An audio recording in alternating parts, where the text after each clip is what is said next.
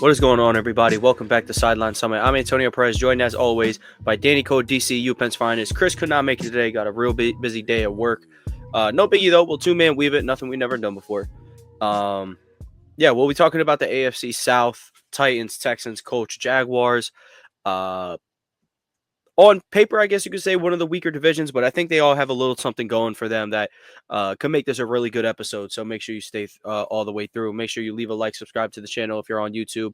Leave a like, download the episode, 5-star reviews if you're listening on audio. And I'll just swing it right on over to Danny for Summits and Plummets to get us kicked off. Yeah, so last week we were playing flag, and I said, Tone pulled his hammy. He was out the game, so I subbed him for the team. And he said, pack his bag with the clamp. So I'm going to say, stash his bag. Stash is indeed back, and it looks better than ever, they're saying. The sources are saying. So somebody say it's the best ever stash. I don't know, but I think it's a stash. You have a great stash. You have one of the 5 best stashes I know. That's what they're saying.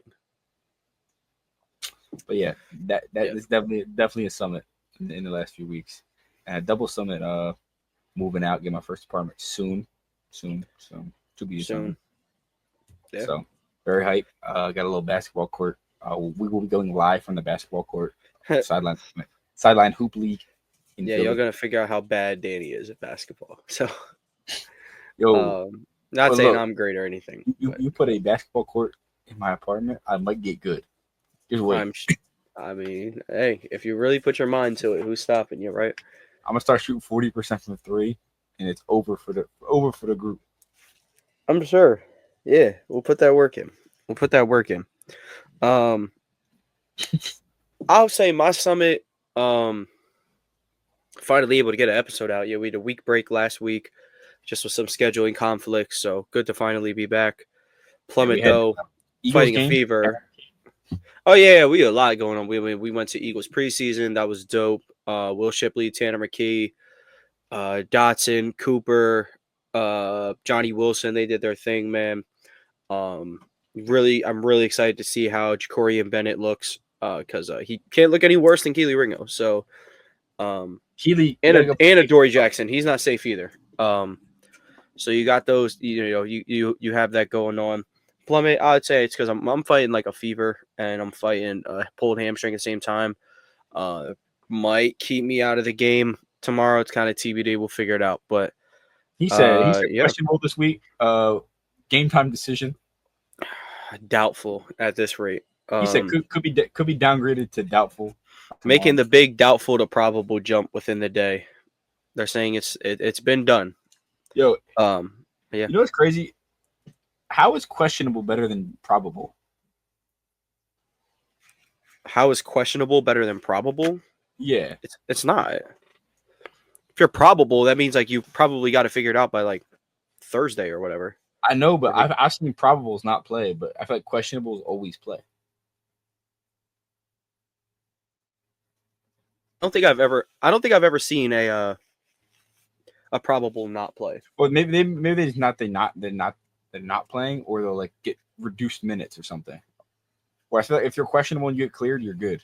It's probably like a game planning thing, chess thing, trying to keep the other coach on edge and whatnot. That's what I would assume. Like not putting someone, like the NBA had to crack down on like not putting people on the injury report and then not playing them. And now your whole game plan is like messed up. Yeah, it's fair. But yeah.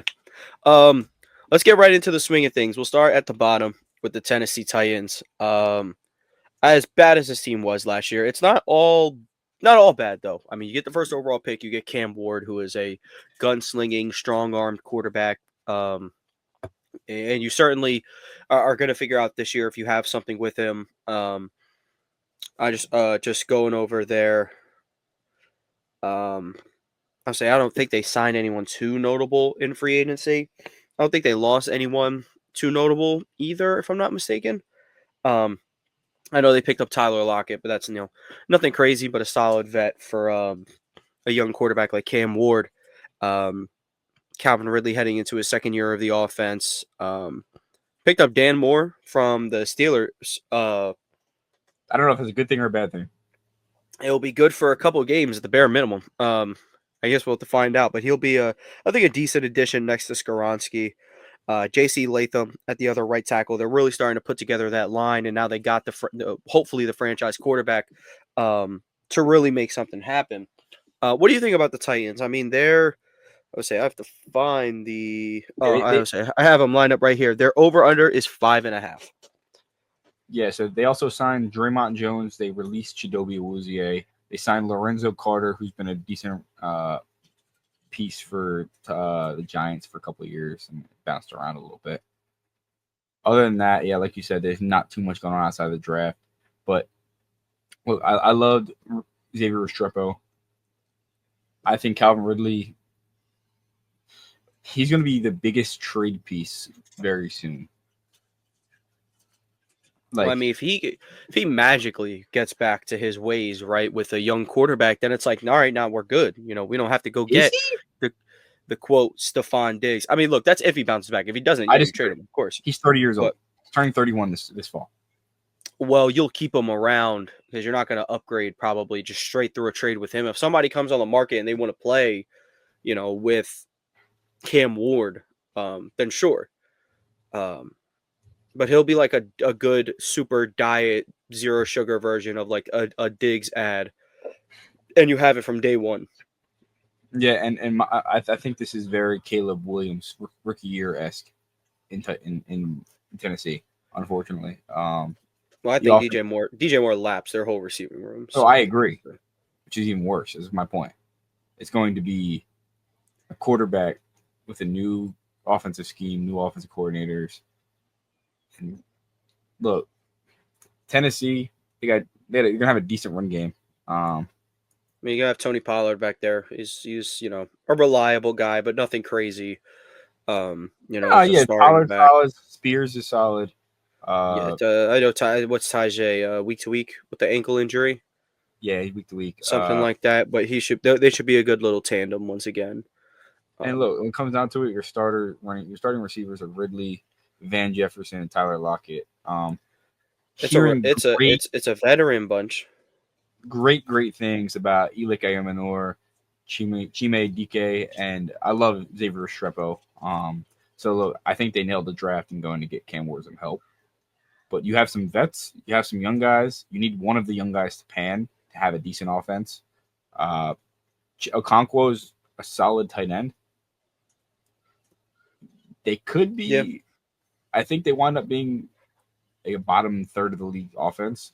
But they could make some sparks. Like, I could see them putting up 30 in a few games, but I could also see them putting up like 7. That's how things are going to go, especially with a guy like Cam Ward. I could see his rookie year looking a little bit like Caleb Williams. Yeah. I don't know if he'll have the sack issues. I would hope not. I think that line is a little bit more built out than Chicago's. It's a little more threshed out.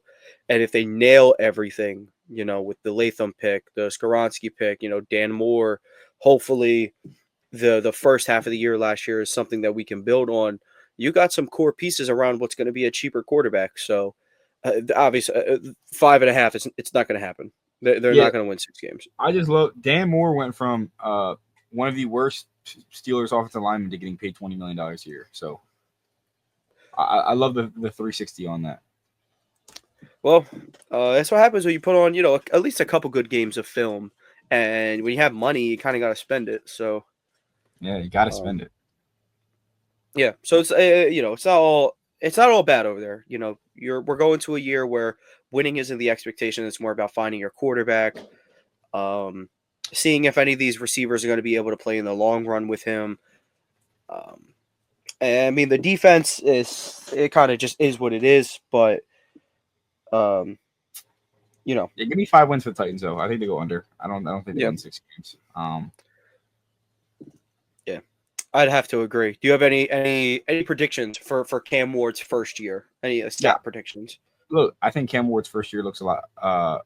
Hopefully, doesn't look like Joe Burrow's first year. I made the comparison to Joe Burrow. Burrow tore his ACL really early on. Yeah. Hopefully, Cam Ward comes out healthy. He's an old quarterback. That's the benefit. You're going to be very experienced. He's played a lot of college football. Cam Ward, Anthony Richardson, complete opposites in terms of experience. Mm-hmm. But Anthony Richardson, he technically has a higher upside. So he's a more athletic upside, but Ward is like I can't even put into words how much better of a passer he is. Yeah, I think Cam Ward could be a top 5 passer in the league very, very early on in his career if things work out the right way. His arm talent is special for sure. Genuinely think they need to go upgrade around the offense, but excited to see what's in store. I think 4K could be in store for Cam Ward, given the amount of times that they need to be passing the ball and their game script in general. Yeah, I think this year I think I'm over. I would say like 3,400 yards for him. Obviously, health is going to be a concern, or not. Or I would say wide receiver depth is going to be a concern considering who the guys are. So I don't know how strong their pass attack will really be. It's probably going to be bad even if they are healthy. And with Ward, if he can take this year to really figure out some of the drop back issues, the footwork, and I really want to see him capitalize on his athleticism. I mean, we've seen him take off and run so many times in Miami. Of course, people are always like, "Oh, don't try that in the NFL. You get destroyed." It's like, I don't think he will. I kind of think he knows he's like currently one of the 4 best players in the country, so he's kind of just going about it that way. But he's a humble kid. He puts the work in. So big expectations for him, but I could kind of see a world where his first year just doesn't pan out too well. If that makes any sense. Yeah, look, I don't think he's having a Jaden Daniels rookie year. No. I also don't think he's going to be Kenny Pickett. So, yeah, I think this will be one of those seasons. It could almost be comparable. I don't think he'll turn the ball over the way Trevor Lawrence did. I also think he'll score a little bit more than Trevor Lawrence did his rookie year, just because he by default has a better coach. Urban Meyer was a joke. But yeah, I think he could have a solid year. I'm not picking him to win Offensive Rookie of the Year. I mean, the odds could be in his favor just because he's a quarterback, but I think there's guys in better situations. I also think there's guys at better positions as well. Yeah, and the Titans are continuing with Bryce Callahan. Look, the GM's the same as it was when I believe AJ Brown. No, they fired a GM, new GM. Oh yeah, he's long gone. Yeah, he's new GM since the AJ Brown trade. New era. So look, you have a new era coach, new era team. Callahan went 3-14 last year, first year under his belt. To be honest, though, this is kind of like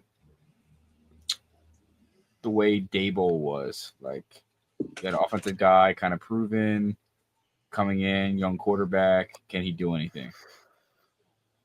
Yeah. Can you fix? Yeah. Can this quarterback? I don't know. We'll see. Dable still around in New York somehow after like multiple subpar seasons. So. Well, they're blaming Daniel Jones, so he gets his guy and he guarantees himself, I guess, another year because you don't want to fire him after 1 year with the player. So we'll see how all that goes down in New York. But let's head over to Indy, where the Colts have their own little quarterback struggles, with one of them being Dable's former guy in Daniel Jones. Different reports have said different things out of Colts camp. Some things are saying Anthony Richardson is kind of just like running away with it, and Daniel Jones is just a fire thing. Other things are talking about like Daniel Jones is making a real push. I would guess Richardson is going to be the week 1 starter as long as that finger is okay, which I'm pretty sure I saw it was. But I think he might have, which I don't think he should, but he's going to have a very short leash. He's going to have a very short leash, and his best way to stay around is just to win. If you win, that is the easiest way to stay on the field. But we really got to, this wide receiver core has to be healthy. I know Michael Pittman just had back surgery. Alec Pierce has always been a good deep weapon. Him and Richardson have some pretty decent chemistry. And if he can start getting the ball to Downs at a level where I think Downs can be very productive, you got yourself an offense there. But I'm not going to put my eggs in the basket of Anthony Richardson when I haven't necessarily seen the improvements that I need. I'm not saying I'm out on him, but I wouldn't bet on him. He's kind of one of those where I don't really want to put. I might throw an egg in that basket, but I'm not, not going crazy. Is what I think. Yeah, it's really weird. he was drafted what? The same class as Bryce? He was drafted. Bryce Young was first. Stroud was second. Who went third? Who went third? Anderson, right? Anderson went He third. went third. He went third, didn't he? No, Richardson went fourth. Yeah, Richardson went fourth. I think the Cardinals had the third pick, and the Texans traded up. Oh yeah, that's exactly what happened. Because they got back-to-back picks. You're correct. Anyway, the Colts. If we're looking at the quarterbacks around his class, he was always the project. He was always the young guy. But Bryce Young and C.J. Stroud, they have an elite trait that Anthony Richardson does not have. It's called anticipation. Consistent anticipation. So I guess, yeah, I guess you're right. Anthony Richardson doesn't make the easy plays on the regular. Mm-hmm. And he's almost like the best version of Joe Milton. Is a way to put it. I think Milton, I'm not saying he's a better quarterback, but I do think he's a little bit more accurate, at least in the one game we got to see. But yeah, he was. And then, but like, they both are going to be hyper athletic. They're both going to play outside of scheme, and they're both going to have a lot of inconsistencies. And well, you might win 6 games. He might win you 6 games off the back of himself. We saw that with Carson Wentz a lot. But Carson's not as athletic. But the amount of losses that these quarterbacks get you is just brutalizing to the team. Yeah, you can't overcome it, and that's the risk you take when you take a dude you think you want to develop into Lamar Jackson or Josh Allen or Patrick Mahomes. Guys that you think only have these high upside. It's like a high upside or bust. So, I think Anthony Richardson could be a very, very valid quarterback this year. I think the Colts have a lot of inconsistencies and things to work on, especially Anthony Richardson's health. I'm not that big on the Colts defense. I think that they're okay. What's their line at? 7.5? they're 7.5. Yeah. Give me just under. I'll take 7 wins for the Colts. I think this team is. I love the coach. I love the high upside. Love Jonathan Taylor, but this team just feels like it's missing something. What's the good old saying? If you got two quarterbacks, you have none. Except the Steelers. They won 10 games last year with 2. Yeah. And none of them are there anymore. So yeah, so they had none. Yeah, I saw something on Richardson. I saw a couple of things on Richardson. This is more like a lot of Theo Ash, like trying to give the project benefit of the doubt. And I do see where he's coming from, but he kind of lost me at one point. Now you talk about his completion percentage. He was like, completion percentage is one stat of many. Okay, but that stat is insanely accurate. You watch the film, and yeah, it looks like he completes like 51% of his passes. He looks very inaccurate. And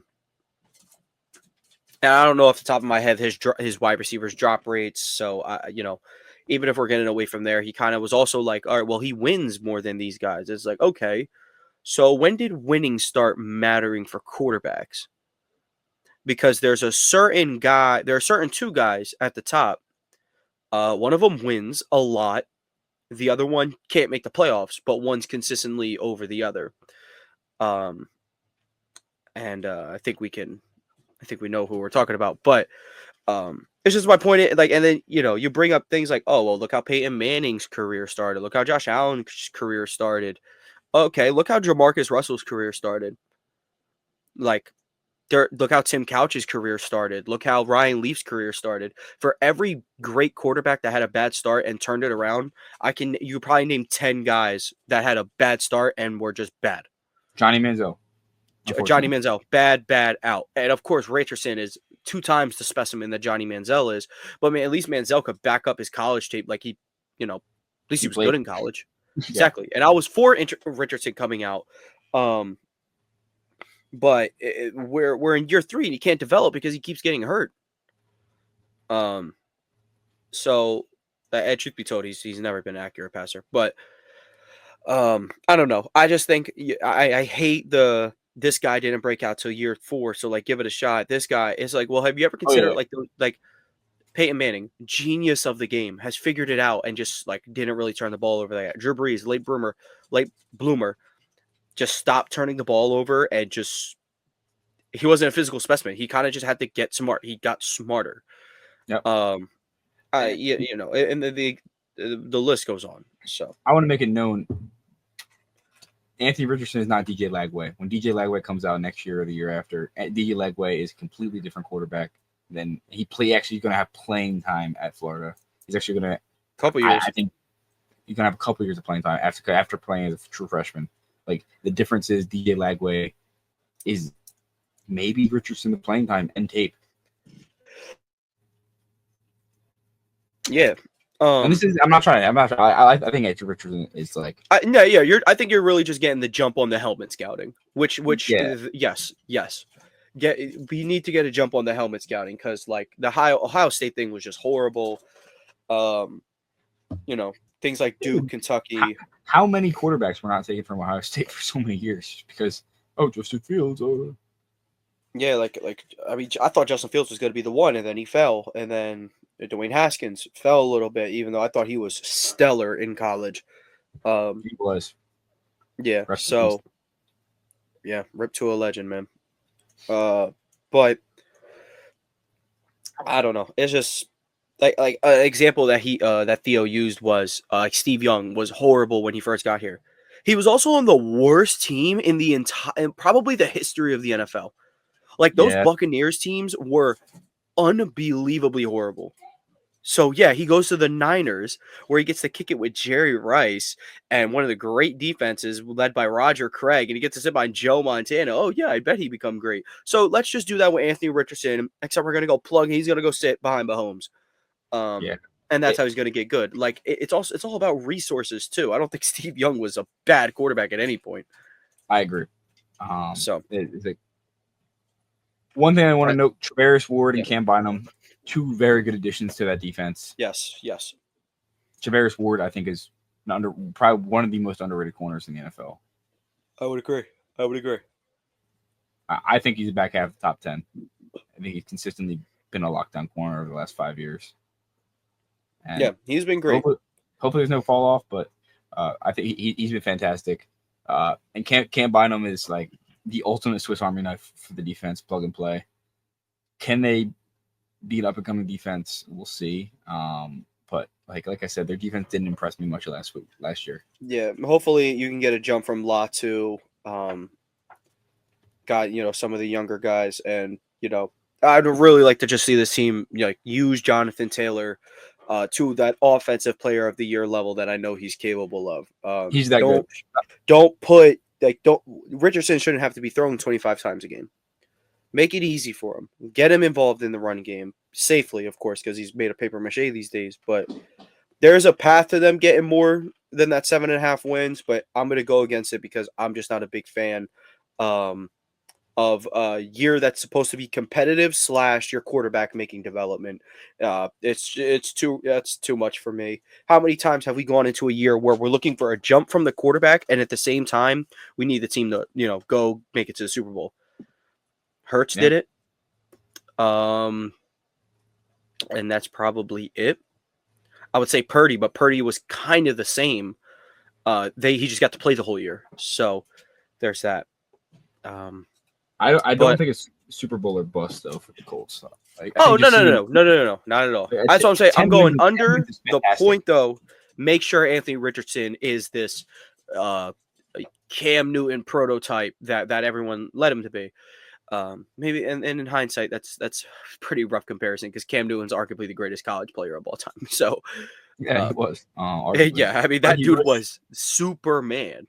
He was a hero. Cam Newton. Auburn won a national title. Are we serious? Auburn. Alabama's gonna. Okay, sorry. I don't want to go off too far, but speaking of college, have you seen the Venmo stuff? Yeah, that's hilarious. Arch Manning sending his teammate saying butt stuff, and then the kid from Oklahoma sending super sports gambling or whatever, and it's specifically USC, UCLA. It was great. It said, your girl ever cheats on you with an NFL player or college football player, Venmo him for Alabama, Arkansas over and point total. That is crazy. Yeah, the Oklahoma guy had to put out a little thing like that's not what that is. That's like obviously like a little inside joke, but they He's tracked it to the lying. day and they were like why would you? But like I would truly believe. Like someone tweeted out, he's like, I would truly believe he was actually betting if it was captioned like about last night with a winky face, than him flat out saying gambling money.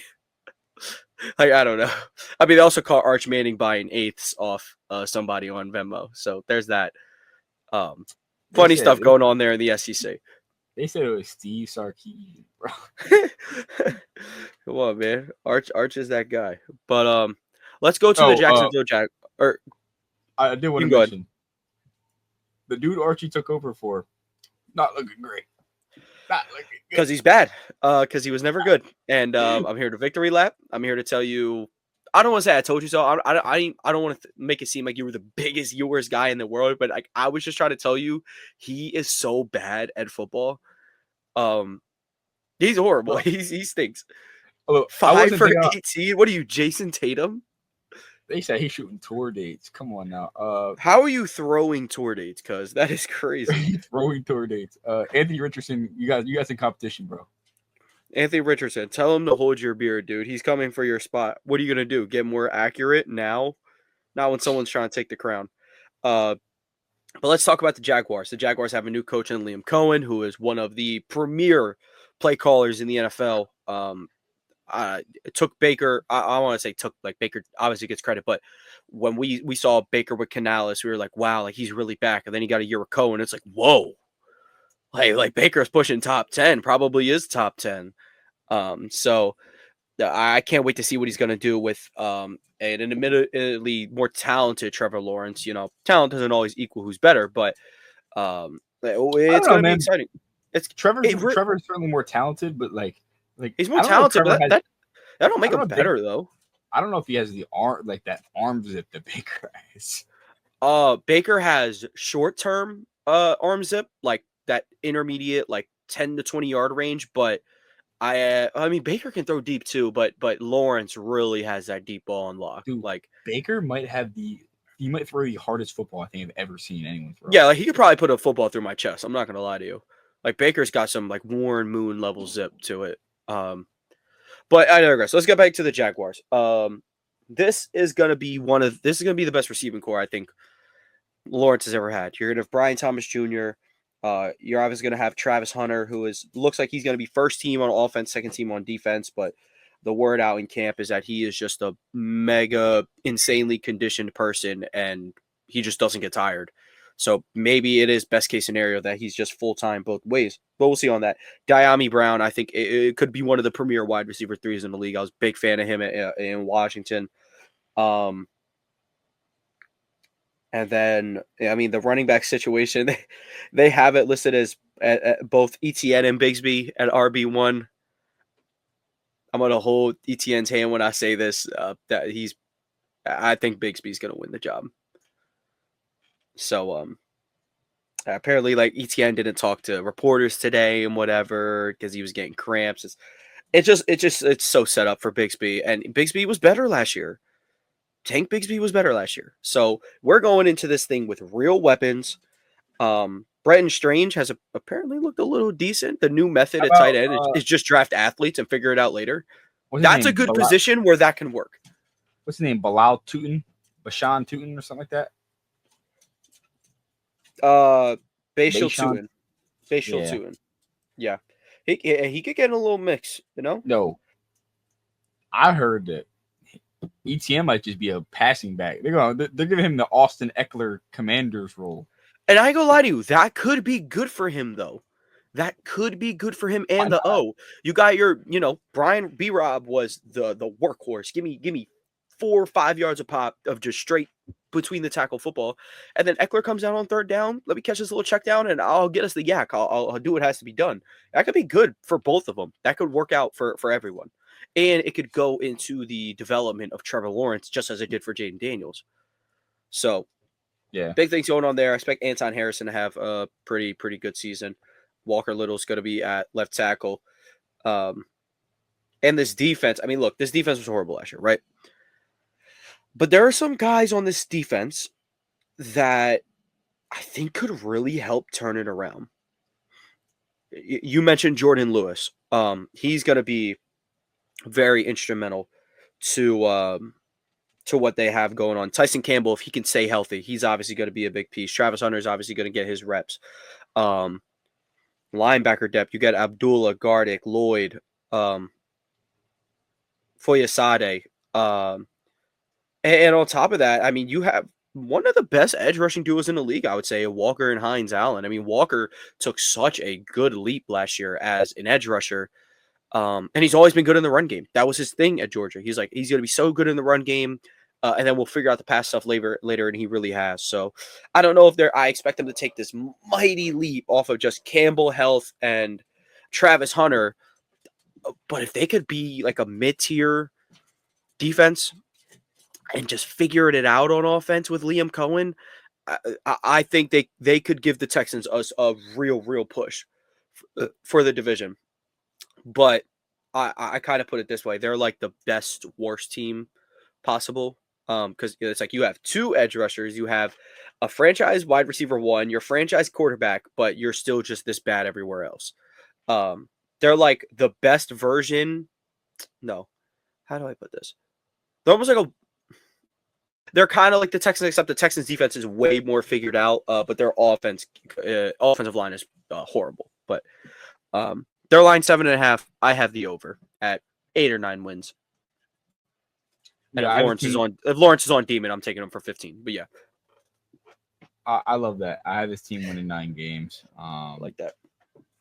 I think they could backdoor a wild card spot depending how the AFC looks. Look, their offensive line still needs a lot of work. When you're walking out and have an offense of Trevor Lawrence, Etienne and Bigsby, Brian Thomas, Travis Hunter, and Diami Brown, who is one of the more underrated pieces on the Commanders last year, we're talking about a legitimate threat on offense. Because Trevor Lawrence could elevate this team.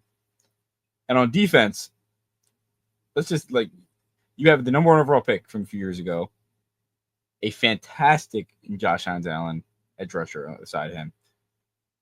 Oluokun has consistently been the top 10 linebacker the last 6 years in the NFL. And your secondary is not too bad. Outside of your safeties, which can improve. They have Darnell Savage, they have Wingard and Antonio Johnson, who are okay. But Tyson Campbell, Jarrian Jones, Travis Hunter is back there. Jordan Lewis from the Cowboys. They have names. Yeah, they have depth back there. I think that's the most important part of that corner group, of one of the worst pass attacks pass defense attacks. They got bodies now. Yeah, I genuinely think that they could win 9 games. I think if they go and add maybe a linebacker or maybe a safety at the deadline, I might upgrade their team to a 10 or 11 win team. Yeah, and I think with Cohen, right, he got to coach, he used Mike Evans in limited games, Chris Godwin in limited games to just their absolute best possible, outcome. And then he got Jalen McMillan involved. And now he's going from those guys. So Brian Thomas Jr. takes the top off the defense. He's not only more athletic than Mike Evans has ever been, but he's younger than Liam Cohen has ever seen him.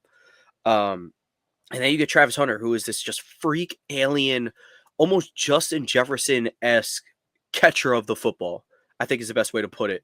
And Diami Brown, with a double-headed monster or two-headed running back. I won't say monster, but Liam Cohen, man. I mean, if he is if he keeps up the good play call, I'm excited for the Jaguars this year. I don't think I'm going to pick them to win the South. I still think that kind of belongs to Houston, just because their defense is just one of the nastiest in the league. But big things for the Jaguars coming this year for sure. Yeah, I love that. Yeah. All right. Well, let's move to our last team of this division, which is going to be the Houston Texans. The Houston Texans they won the division last year, but it was a little disappointing. The offensive line was definitely subpar. The run game was one of the absolute worst in the NFL. And The offensive line. I mean, you lost Laramie Tunsil, so this thing's only gotten worse. So you have to see how they're gonna the work around that. The wide receiver core has also gotten worse. I mean, you brought in Jalen Knoll, who I think was really good in his days in college, but how much will he be able to contribute? Well, Jaden Higgins is there as well. Penn, Penn Legends there, right? Justin Watson. Yep. On their little second team, and of course you have Nico Collins, who by any with a full healthy season, he could go wide receiver 1. In fantasy or just flat out real life. Like he could lead the league in yards at any given notice if he can stay healthy. Because him and CJ Stroud, Buddy Ball is unmatched. Now the skills are figured out for the most part. Their running back 1 right now is you want to take a guess? Nick Chubb. That's bad. Nick Chubb is a great legend of our game. One of the best runners of the football I've ever seen. Absolute dog, figuratively and literally. Yo, man, how about Enrique's brother? Dare Ogunbowale, yo, give him some touches. They have a million running backs over there, but the run game's not going to be strong again. But where they're obviously making their money is the defense with Will Anderson Jr., Daniil Hunter, Al Shire, Derek Stingley, who is, made his he could be. I wouldn't be mad if someone put him as high as the second best corner in the NFL. I'd probably have him top 5, but I mean, he is just taking an absolute leap. Kamari Lassiter was someone who was good in moments last year. And of course, CJ Gardner-Johnson. I'm worried that CJ's not going to play much, and I don't like their depth. I mean, you have Jalen Reed, Kalen Bullock at the safety positions with MJ Stewart backing up. They have Jalen Mills. He ain't playing. But yeah, the defense is always where they've made their money, and that's going to bake on again. Their line is 9.5. I'll give them 10 wins. I'll give them one more win than the Jacksonville Jaguars. But my expectations are much more tempered than the year 1 to year 2 of the Stroud era. And Stroud's going to be just fine. Like he's still one of the 10 best quarterbacks in the NFL. He's going to do just great. Yeah. The schedule is not the easiest this year. They play in a pretty weak division year over year, as the Texans do. But outside of the division, they do have the Chargers, the Chiefs. They have the Bills. They have the Broncos. They have the Niners, who I think are going to bounce back really. The Seahawks could be decent this year. The Ravens. They have the Bucks and the Rams. That's a hard schedule, very hard schedule out that division. Yeah. It's going to be tough. We're truly going to see what like Stroud is made of. Yeah, and I think we saw that in the playoffs. Stroud couldn't figure anything out. Yeah, I don't want to necessarily blame him for that because as much gas as it was Kubiak, right? The other Kubiak, he's not a good play caller. Like Stroud kind of carried things that rookie year. Because they had the highest sequences of run, pass in the league. But, like, okay, if you run on first down with Damian Pierce and gets you 2 yards, 2nd and 8, you're going to run it again, and it's probably going to be 3rd and 9. And now you're in the most obvious pass situation in the league, and it's not making it any easier for your quarterback. So, yeah, they just have to break that tendency. They have to get more comfortable with passing on early downs. You have the dudes to do it. You have the quarterback. Get the ball out of his hand fast. That's how Joe Burrow was able to adapt to his horrific line early in his year. You have a dog at receiver in Nico Collins. Use him. You know, he can run with the football in his hands. He's not strictly a guy who can only run these intermediate routes, catching and fall. Yeah, and the reality is the Texans and the Chiefs in the playoff game last year, the Texans, were in the game. It was 13-12 at one point. And they were there. They were there. You know, the crazy part is after they went 13-12, the Texans legitimately put up 0 points. The only points came from a safety, chief safety, but in the game. Yeah. I mean, that's why I don't want to hold them to too crazy of a bar, but of course, the Chiefs are hard to beat. They're hard to beat in the playoffs. They're hard to beat, but you tell me down the stretch, you do nothing. Yeah. In order to beat the Chiefs in the playoffs, in order to be a good playoff team, you need to be able to put points up in the last 20 minutes of the game. That's the reality. Football is won in the last 20 minutes of the game. I think football is generally won in the first and last 20 minutes of the game. Yeah, like how many times have we seen a swing by someone just executing a 2-minute drill before the half is over, and then you get the 2-for-1 if they get the ball to open the half. You know, I always say like one play doesn't like cause the game, but it can cause a domino effect for sure. You know, it can throw a whole wrench in your preparation, but hopefully I think the Texans will come out a little bit more prepared with a little bit more tempered expectations. I'm expecting a big year from Nico Collins, CJ Stroud. We're going to get back on that Pro Bowl level of play that he was at last year. He was fine. Wasn't great, wasn't good. Or wasn't great, wasn't bad. I thought he was just pretty good. So I have them for over, but just at 10 wins. Just at 10. One of the best receivers is back in his home state. Christian Kirk. Neiman. Yes. Also Christian Kirk. Hopefully he'll get Aggie powers. So if he gets his Aggie powers, they'll be good. But we'll have to see how he bounces back. I think Kirk on the Texans should be very solid. And you never know. Is Dell out the whole year, or is he out most of the year? He tore his ACL in the playoff game. So. Oh yeah, he retore it in the playoff game. Yep. Yeah, he's probably gonna be done. Which sucks. Tank Dell is one of the most exciting players I think in the NFL. He's one of the players that me and you looked at. It's like, his measurables weren't great. He wasn't flying for someone who was like 170 pounds. But you just turn on the film and he's just good. So, like, what does the measurements matter for? He's certainly one of the most eye test players in the league. I'm a big fan of him. CJ Stroud obviously loves him. Speedy recovery for that guy. Oh, yeah, he's cooked, man. Yeah, it's going to be a long road back, but we'll see him soon. ACL, MCL, LCL, and damage to the meniscus. Yeah, he got the full. Sports Illustrated, as of July 22nd, he will not be practicing or playing for a quote-unquote long time. Yeah, and it should be that way. With something as serious as that, you would hate to see him rushed back just for everything to mess up. You know how it can be when there might be a setback in the recovery process. So, yep. Yeah, that's pretty much everything we got. I was just real quick before we go, have you ever any favorite storylines out of preseason? Anything shocking to you out of preseason? I think Darius Cooper is one of my favorite storylines out of preseason. He's getting ones. Yep. He's getting one reps now, and he deserves it. This guy went to Tarleton State, bro. No, I didn't know what that was. Yeah, you're just saying nonsense. That's like a toothpaste brand or something. He also he led the FCS in receiving yards last year and went undrafted. Don't know how that's possible.